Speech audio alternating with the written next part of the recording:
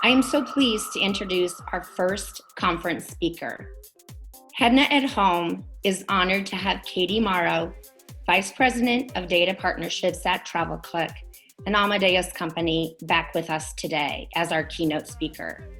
Katie is a recognized leader in hospitality industry benchmarking and data analytics. Katie will present the latest aggregated data and trends to help us through and beyond recovery.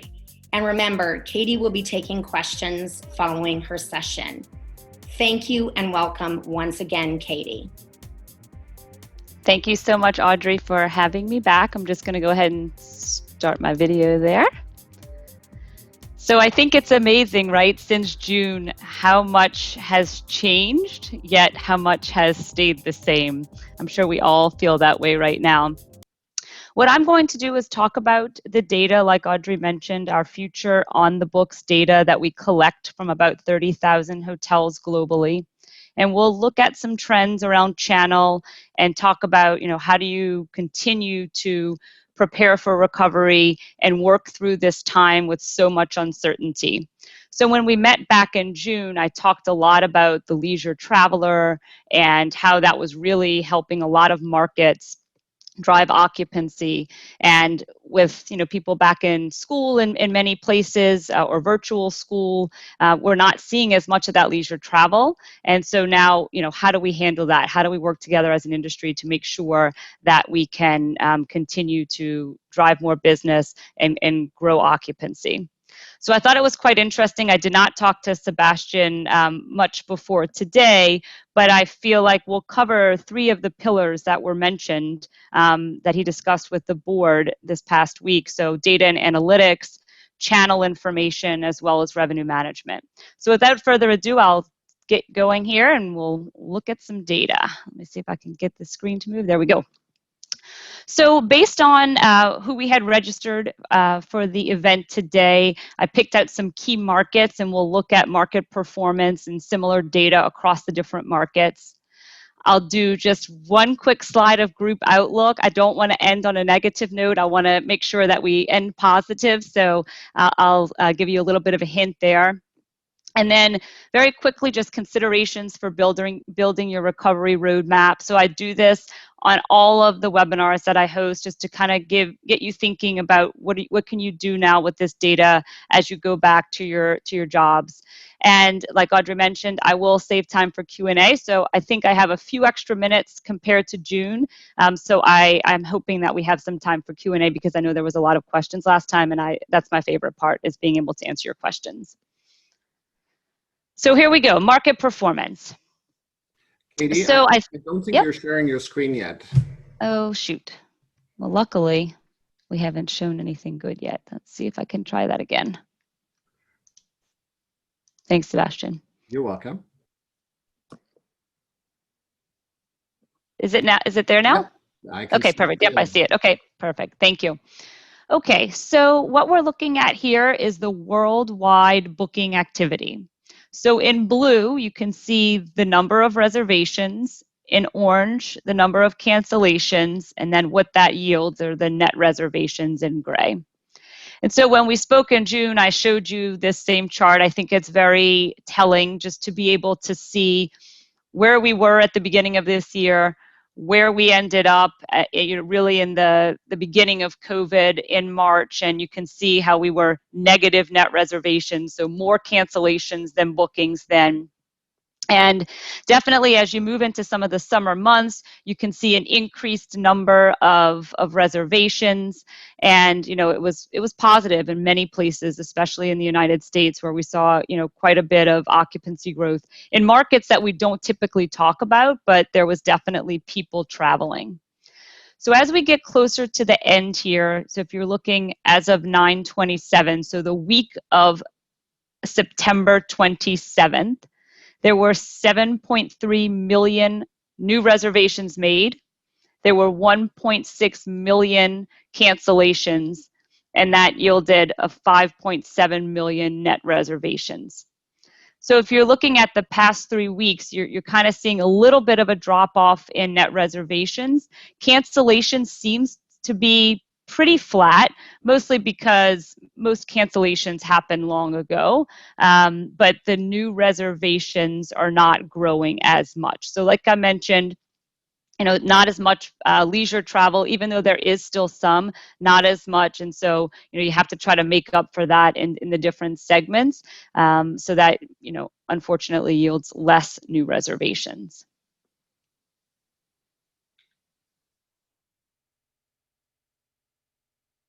All right, so then this is the worldwide occupancy.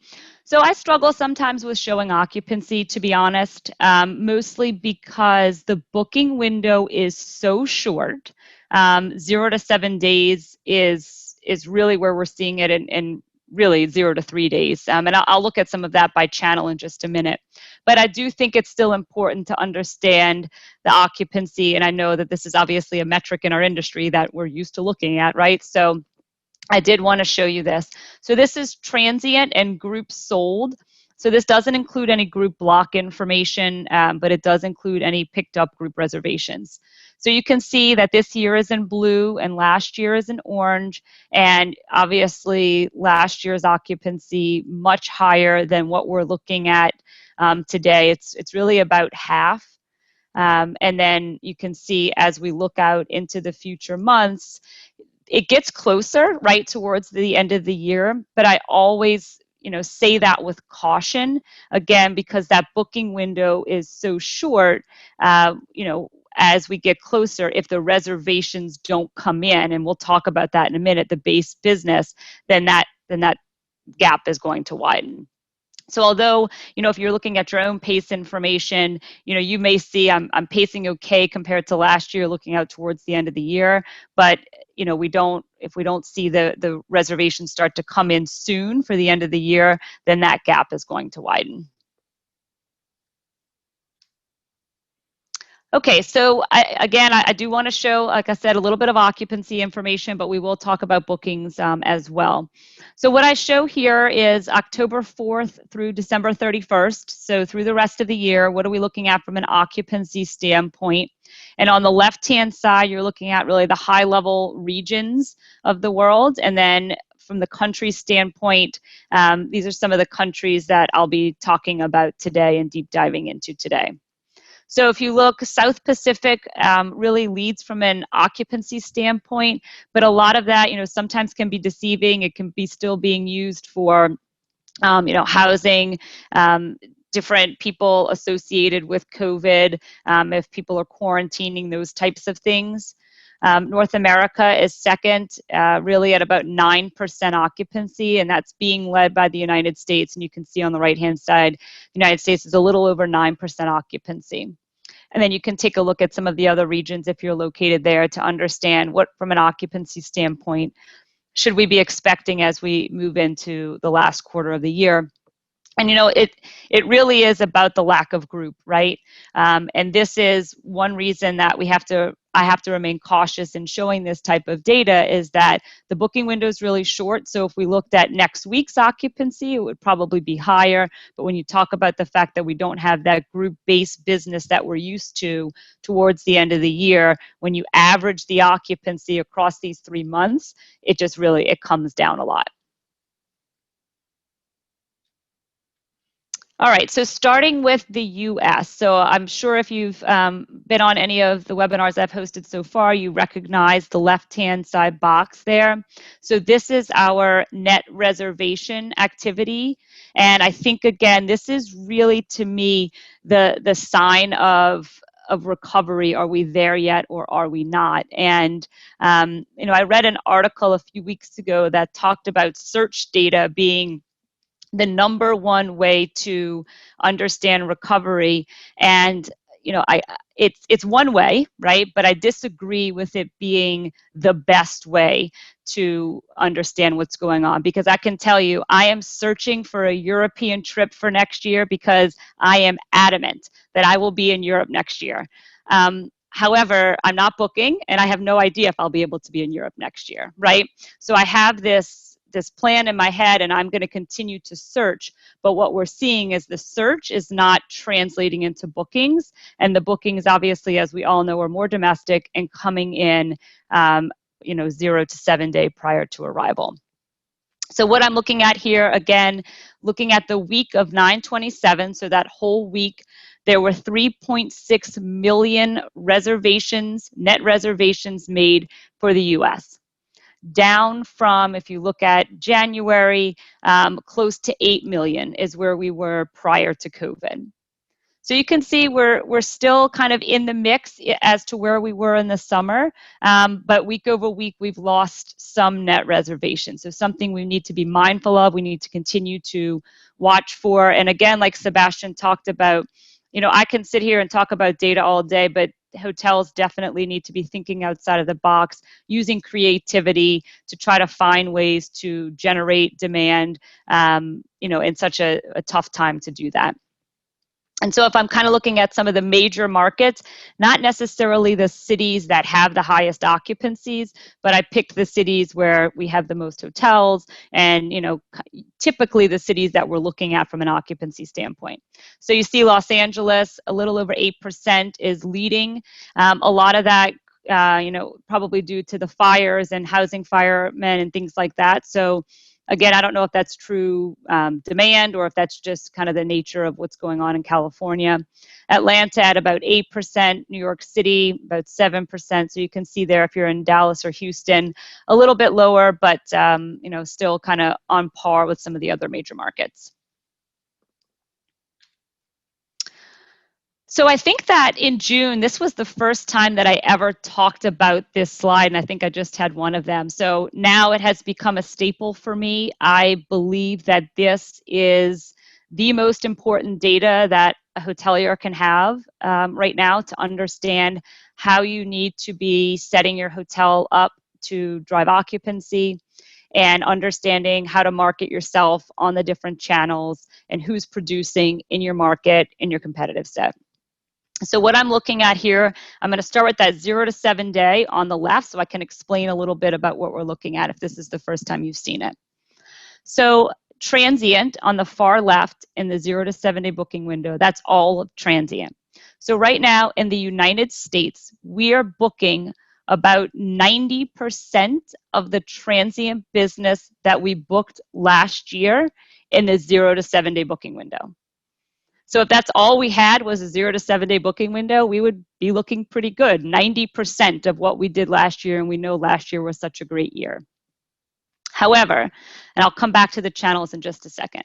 However, if you look out in the 15 to 30 day and the 31 to 90 day, we're booking 40 to 50% of what we booked last year.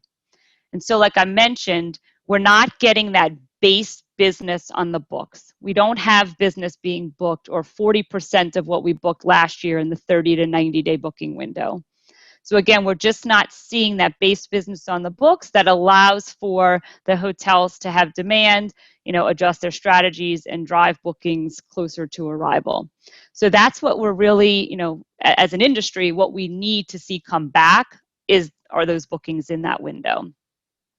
So then if I kind of dig a little bit deeper into the booking channel, so if I'm going back to the 0 to 7 day, just so I can put your eye where my eye is, the brand.com bookings are about a little over 80% of where they were last year. But what we're seeing, obviously, if you look to the far right in that 0 to 7, is that the OTAs are very strong. 120% of what they booked last year in the 0 to 7 day booking window. So they're booking more than they booked last year in that booking window. Direct is also strong, you can see, but you have to remember it's coming from a low base, but we do see a lot of direct business more than we've seen in years past. I think it's just people, again, getting comfortable with traveling, asking questions, is your restaurant open, is your spa open, those types of things. So we are seeing that, but again, it's coming from a smaller base. So, what this tells me is if you're trying to drive occupancy into your hotel in the United States, the OTA is the channel that's driving those bookings in the 0 to 7 day booking window. And that's something you need to be mindful of as you're running marketing campaigns, those types of things. And brand.com, although still strong, definitely has some room for growth in how, if you're a larger brand or even an independent, how do you drive more business to your website? And I think that there's some opportunities there. And just as a side note, I won't talk much more about this, is that when I'm looking from a segmentation standpoint in our data, what we're seeing is that OTA opaque business is actually the only segment that has grown year over year except for retail. So that's something to be mindful of as a hotelier, that, do you want to have that business long term? I know you may need it today, but how can you potentially maybe work around that, or, not rely on that channel as much, but that is something that we're seeing as a trend. All right, so I'll probably move a little bit quicker moving forward now that I've kind of explained the data that we're looking at, so that, again, we can have time for some questions at the end.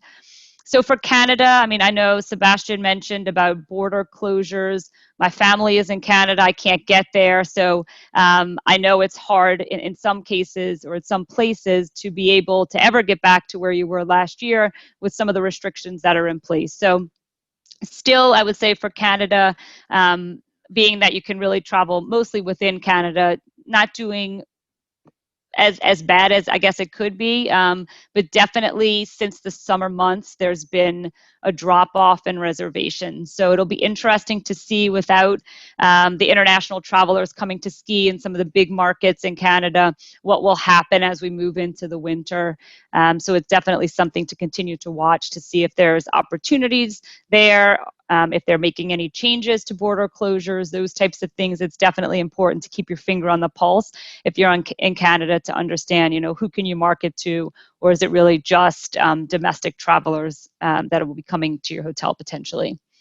And from an occupancy standpoint, again, I won't touch on each market, but you can take a look at the key markets in Canada and understand, how they're comparing. And if you're located in any of these markets, you can understand kind of on the books, what are we expecting for the rest of the year.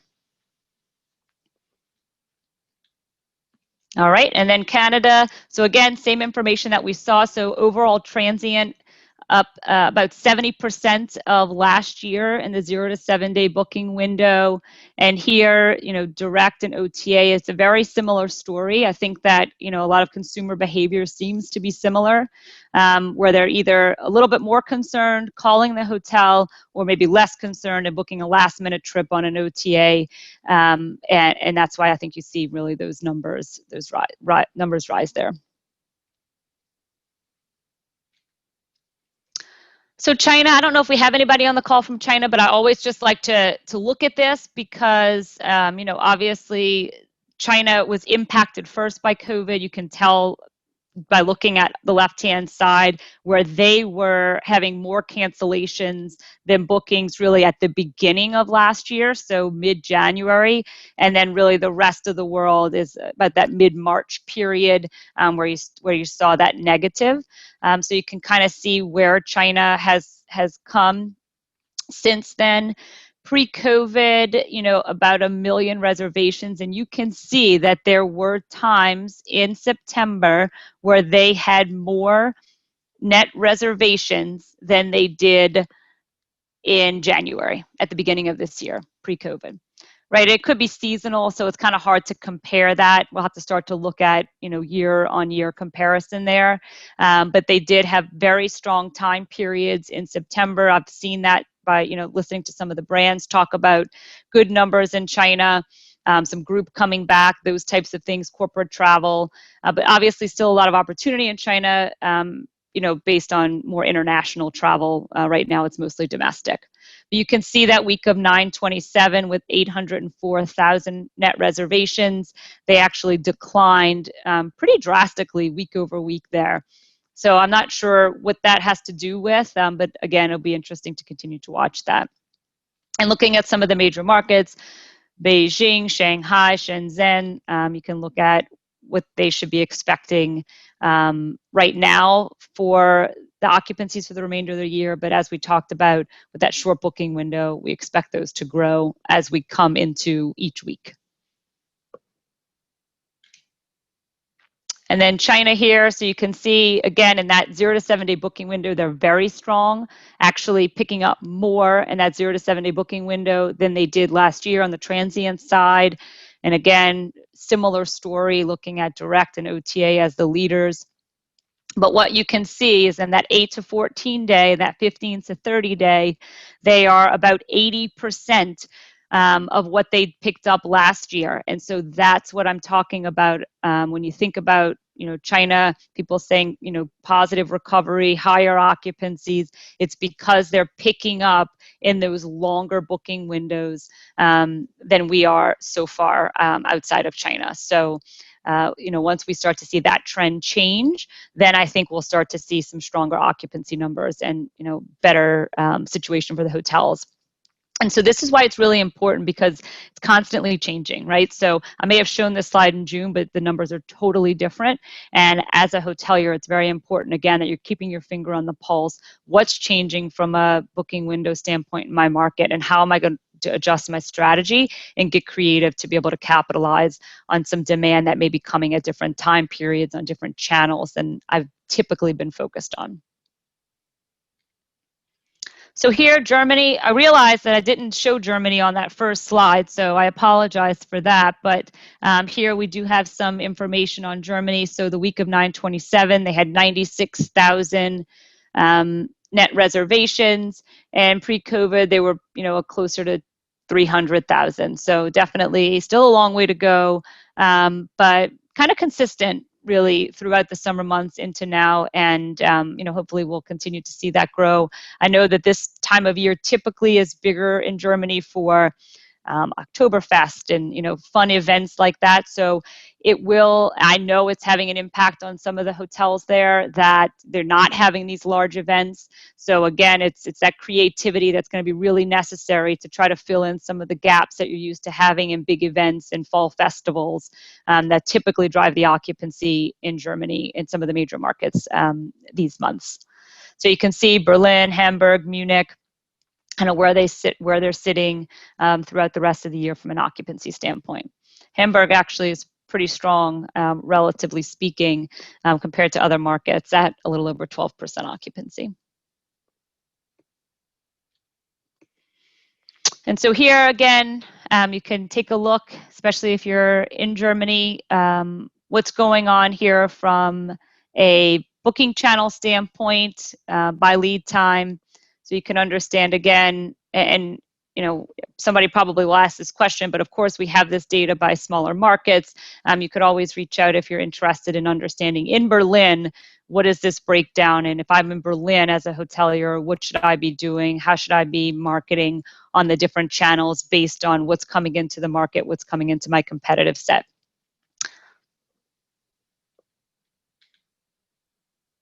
Okay, so then moving into Spain. So I know that there's been kind of a little bit of up and down in Spain with a rise in cases in Madrid, potential closures again. I'm not exactly sure where it stands today. I won't comment, but you can definitely see that we're still looking at very small numbers. I think that Madrid being impacted has led to a lot of decline in big city travel there, corporate travel there, which definitely is impacting the number of reservations. And it shouldn't surprise you that even though these occupancy numbers are very small, because we're not seeing as much leisure travel, especially as we get into the winter months, that Seville and Valencia, Malaga, they are leading the larger markets just because of the sheer way people are traveling now, right? They're going to kind of smaller markets, more rural areas with the potential to be able to socially distance. So it's not surprising that the occupancy numbers look this way. But again, knowing how travel typically happens in Europe, it will be interesting to watch how this plays out through the rest of the year in some of these markets that I think do typically a little bit better in the summer months. And here you can see, again, looking at the lead time information. I mean, Spain, especially if you're looking in that 30+ window, I mean, we're just not seeing any business being booked. So that is concerning as we continue to navigate this recovery, that we're just not seeing that base business on the books. Definitely stronger in the 0 to 7, although still some opportunity there, sitting only at 60% of the transient business booked last year.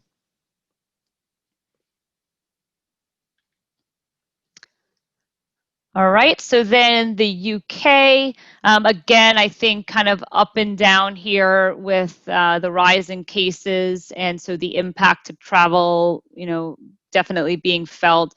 So if you look at some of the months in August, as we know, a typical travel period in Europe, you see a little bit more positive numbers. So I'm looking at 816 and 830, and you can see about 200,000 net reservations. And we're kind of starting to see that decline a little bit.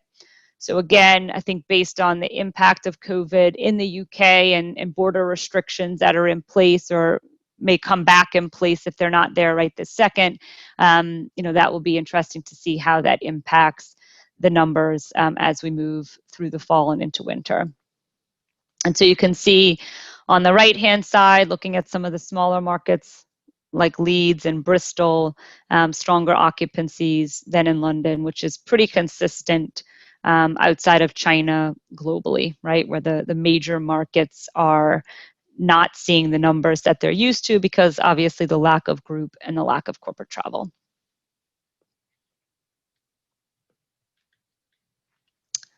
Okay, and then here, again, the lead time information for the UK, looks better than Spain in that 30 to 90 day window where you have, some activity there. But again, just to repeat here, it's important that we, as we move through this, right? I don't know if there's anything anybody can do right this second, but as we move through this, it's going to be important to just watch that really the 15 to 90 day booking window and watch what's happening in your market. And again, make sure that you're ahead of the curve as far as putting strategy in place once you start to see those numbers rise. And, it's been interesting for me as I've watched the data over the months that 31 to 90, even though it's not even 20% of last year, I can tell you months ago, like in April, it was probably 5% of last year, right? So we're constantly seeing this get better. I mean, I think everyone feels that, but we're still not there yet. But my point is that it's constantly changing. So it's definitely something you need to be watching for because you don't want to miss that opportunity when base business comes back, when people are starting to book further out, when people are starting to book group again. You're not missing out on that. So it's important to keep up with that in your own market and competitive set. All right, so I said I didn't want to end on bad news. So I'm going to give you just a quick outlook on group. So this is worldwide group. And these are small numbers, mind you, very small numbers. But at least I see something that I would consider flat. Flat to me is fantastic right now. So I'm going to be happy with that. So in Q1, so we're comparing 2021 to 2020, right? So in Q1, we're down, right? We're at 4.5% group on the books right now for Q1. And last year at the same time, we were at 8%. So not great in Q1. Q2, we get a little bit better. 7% on the books in 2020, 5% on the books in 2021. And then when you get into Q3 and Q4, which is what I'm hearing when I'm talking to hoteliers, is that when they're getting RFPs for groups right now, we're looking at Q3, Q4 of next year. And you can see that, I mean, again, very small numbers, but I'll take it. It's a positive sign. So, as long as we do what Sebastian said and we have a vaccine and we can all come together, I'm hopeful that we will continue to see growth. We know that there's pent-up demand. We know people want to see each other again. Look at us. I want to be in Vienna 100%. And so I think that we will see it happen. And I think we're already starting to see signs of that. I think people have confidence that we will be able to be back in person again. And I think you're seeing that in the data. So again, we'll continue to monitor this and share this, but I wanted to end on a positive note on the data side. All right, so this I won't take too much time, but just a couple of considerations, and I think I've probably mentioned these. Sorry, my fly-ins did not work, so we'll just go with it. I'll just put them all in, and then it'll all make sense. How about that? All right, so number one, so understand the booking window by channel and your comp set and market. And I've talked about this the past 20 minutes, right? I think it is critical to understand when you should be marketing, where you should be marketing, to be able to capitalize on the small amount of demand that exists. And I understand as a hotelier, I've been in your shoes, never worked at a hotel during a pandemic, but I understand that marketing dollars are always limited. They are more limited now. So you want to make sure that any investment that you make has a clear ROI. And the best way to do that is to understand where and when the travelers are booking. Number two, ensure you're visible in all phases of the booking funnel. And I told my own story about this, right? I think it's important, and I'm not a marketer. And so many of you on the call, maybe if not, talk to your colleagues about how do you make sure that you're visible in both or all phases of the funnel, but for me, really, it's the search and the book.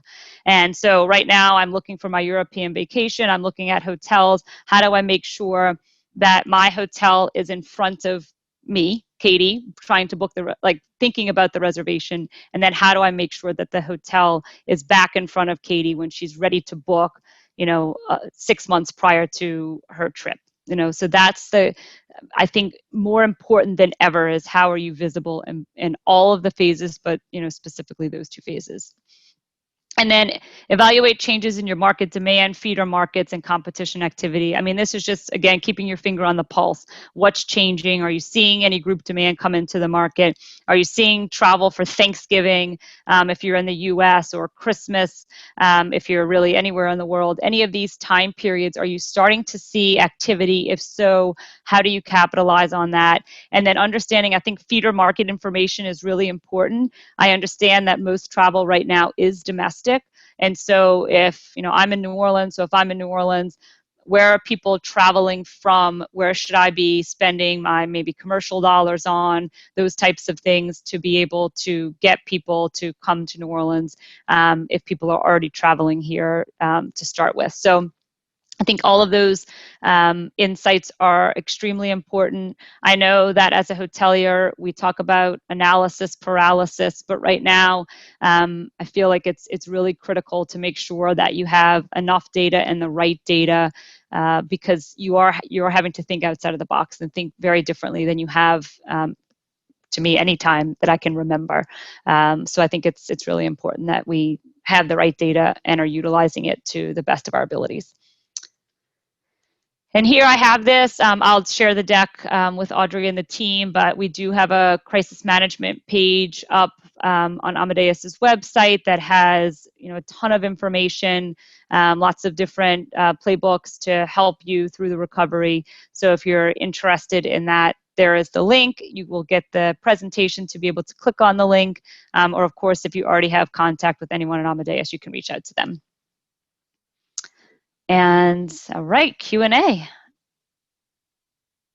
Okay, so oh my gosh, I only have 2 questions. All right, so somebody asked, how does the group outlook look versus 2019? Very good question. I don't have the answer right this second, but I think that's a very valid point. I should add that in because we're even talking about internally, how do we prepare for next year when year-over-year data really, again, is irrelevant as it is right now because all of our products are year-over-year. So we have to be thinking about that, right? How does it really compare to 2019 more in a typical year as opposed to 2020? So great question. I will try my hardest to get that information as soon as possible. And then maybe, Audrey, I could send it to you and we could have that uploaded, or I can maybe even add it into the presentation. So that was a great question. Any view, okay, then the other question, any view of occupancy is better midweek versus weekend? For the most part, what we've seen is weekend is stronger. But if you have a specific market that you wanted to look at, I'm happy to pull that information. We can definitely look at it weekend versus weekday.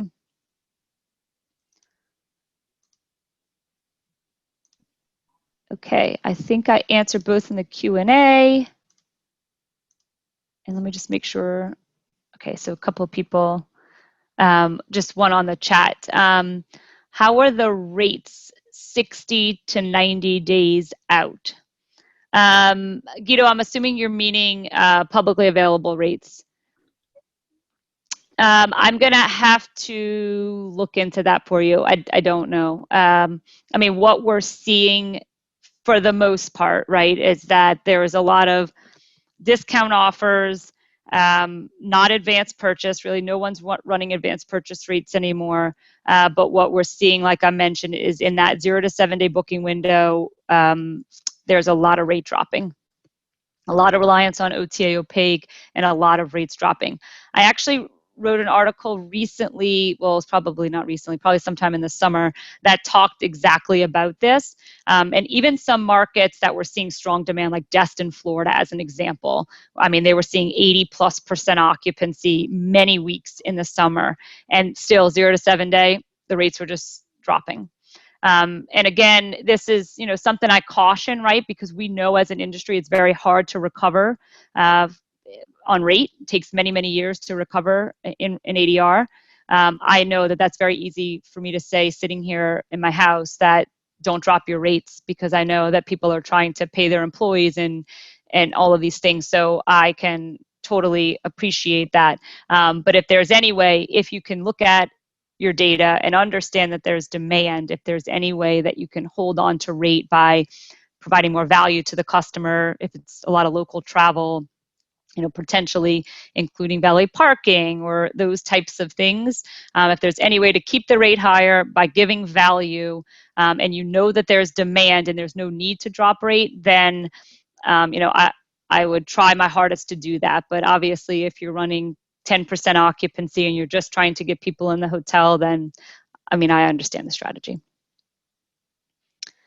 Okay, this is a good question. I don't know if I'm the best person to answer, but I'll try.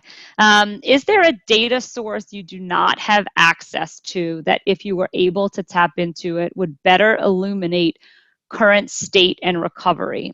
If so, what is it? So you know, at Amadeus, obviously we have a lot of data, right? We have air data, GDS data, rate data, demand data, all this data. So a lot of the times we look at that. I am continuously monitoring Airbnb, you know, alternative accommodation data. But I think for me, some of the things that aren't necessarily about demand, right? More about restrictions and feeder market information, and what is the status of COVID in my main feeder markets. So again, if, you know, I'm based in New Orleans, and if my feeder markets are Dallas, Houston, Atlanta, just to be very general, I want to know what is the status of COVID in those markets to understand how are my main feeder markets impacted, because obviously that will have an impact on me. So I think, just like I think we always want in this industry, it's how do we get all this data in one spot, so we can really take all of it into account when you're thinking about it. Because if Dallas is my main feeder market and I'm promoting and doing things to try to get people, but they have a very high case count and people aren't going to be traveling, then that's not the best use of money, you know, marketing dollars, all of those things. So to me, that's what I would want to have, is really a better understanding of what's going on the health side, in addition to kind of all of the demand search data that, you know, I have access to. That was a really good question. Very thought-provoking. So I think that's it, Audrey. I don't see any more questions, and I think I'm right at time. So great. Thanks, Katie. We really appreciate it. Thank you so much.